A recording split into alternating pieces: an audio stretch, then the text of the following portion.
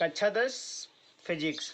आज मैं आपको बता रहा हूँ गोली दर्पण से परावर्तन के किरण आरेख कि गोली दर्पण से जो आपतित किरणें हैं परावर्तित होने के पश्चात कहाँ पर मिलती हैं और उनका प्रतिबिंब कहाँ पर और कैसे बनता है। तो सबसे पहली चीज़ आती है, पहला पॉइंट्स आता है कि यदि कोई भी प्रकाश की जो किरण है, ये आप देख रहे हैं कि अवतल दर्पण है, ये उत्तल दर्पण है। तो जो भी प्रकाश की किरण, पहला पॉइंट आता है कि कोई भी प्रकाश की किरण जो मुख्य अक्ष के समांतर आ रही होती है, दर्पण से परावर्तन के पश्चात उसके फोकस से होकर के जाती है, ये नियम होता है। तो पहला नियम आपका हो गया कि जैसे उत्तल दर्पण में देख रहे हैं आप, समांतर आ रही है और इसके बाद फोकस से होकर के जा रही है। दूसरा आता है कि अगर वक्रता केंद्र से होकर जाती है तो अब लंबवत पड़ने के कारण बिना मुड़े सीधी उसी दिशा में निकल जाती है। दूसरा पॉइंट आप देख रहे हैं कि यदि कोई प्रकाश किरण वक्रता केंद्र से होकर जाती है तो बिना मुड़े सीधी वापस उसी दिशा में लौट आती है। ऐसे ये किरण यहाँ से डाला हमने, बिना मुड़े सीधी निकल गई, यहाँ से डाला बिना मुड़े सीधी वापस आ गई। ऐसे उत्तल दर्पण में ये किरण यहाँ से जा रही थी, यहाँ से डाइवर्जेंट हुई और इसके बाद उसी दिशा में वापस लौट गई। तीसरा पॉइंट आता है कि यदि कोई प्रकाश किरण मुख्य फोकस से होकर जाती है तो दर्पण से परावर्तन के पश्चात मुख्य अक्ष के समांतर होकर लौटती है।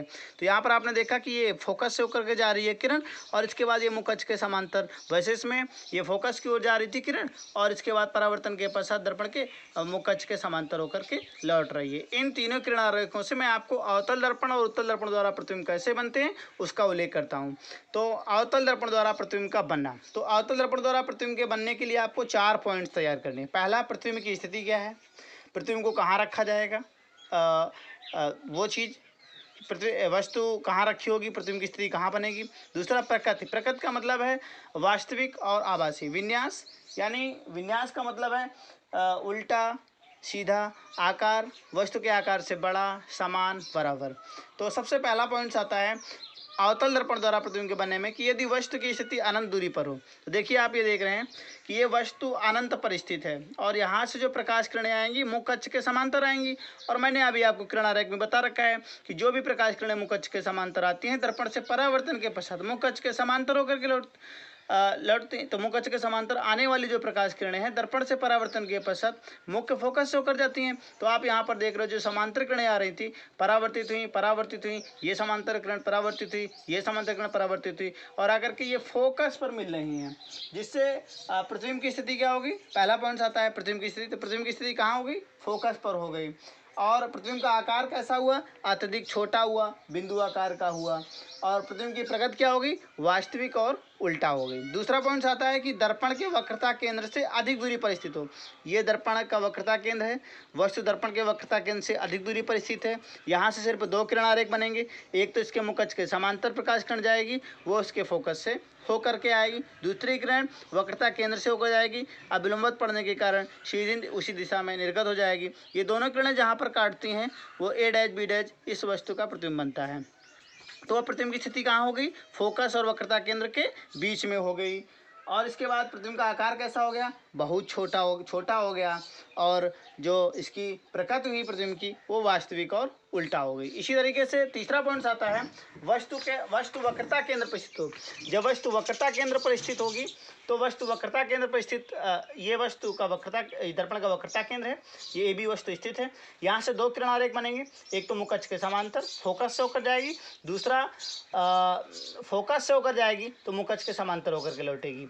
ये दोनों किरणें जहाँ पर काटती है वक्रता केंद्र पर ही, यानी यदि वस्तु वक्रता केंद्र पर स्थित होगी तो उसका प्रतिबिंब भी वस्तु के वक्रता केंद्र पर ही बनेगा, जो वस्तु के आकार के समान आकार का होगा और इसकी जो प्रकृति होगी वास्तविक और उल्टा होगी। चौथा पॉइंट आता है वस्तु वक्रता केंद्र और फोकस के बीच में कहीं पर स्थित हो। तो ये आप देख रहे हैं फोकस, ये देख रहे हैं वक्रता केंद्र, ये वस्तु AB स्थित है। यहाँ से जो किरण आरेख है, पहला किरण आरेख मुख्य अक्ष के समांतर किरण जा रही है, फोकस से होकर जाएगी, दूसरा फोकस से होकर जा रही है, मुख्य अक्ष के समांतर होकर के लौटेगी। ये दोनों किरणें यहाँ पर काटती हैं, यहाँ पर B डैश A डैश वस्तु का AB का प्रतिबिंब बनता है, जो कि कहाँ पर बन रहा है, वक्रता केंद्र से अधिक दूरी पर बन रहा है और वस्तु के आकार से बड़ा बन रहा है, वास्तविक और उल्टा बन रहा है। तीसरा अगला पॉइंट आता है वस्तु फोकस या फोकस तल पर हो। ये दर्पण का फोकस है, यहाँ पर वस्तु AB रखी हुई है, यहाँ से सिर्फ 2 किरण आरेख बनेंगे, एक तो मुख्य अक्ष के समांतर प्रकाश किरण है, दर्पण से परावर्तन के पश्चात मुख्य फोकस से होकर जा रही है, और दूसरी जो वक्रता केंद्र से होकर के जा रही है वो बिना मुड़े अभिलंबवत उसी दिशा में वापस हो जाएगी। तो ये दोनों प्रकाश किरणें कहीं पर भी नहीं काटेंगी, यानी इसका जो प्रतिबिंब बनेगा जाकर के वो अनंत पर बनेगा जाकर के।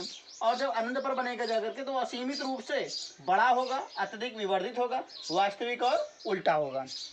अब ये लास्ट पॉइंट आता है अवतल दर्पण द्वारा प्रतिबिंब के बनने का कि यदि वस्तु फोकस और ध्रुव के बीच में कहीं पर हो, ये फोकस है, ये ध्रुव है, इसके बीच में एक वस्तु ए भी रखी हुई है, यहाँ से दो किरण आरेख बन रहे हैं, एक तो इसके मुखच के समांतर प्रकाश किरण आ रही है दर्पण से परावर्तन के पश्चात मुख्य फोकस से होकर, यहाँ पर अपसरित होंगी, डाइवर्जेंट हो रही हैं।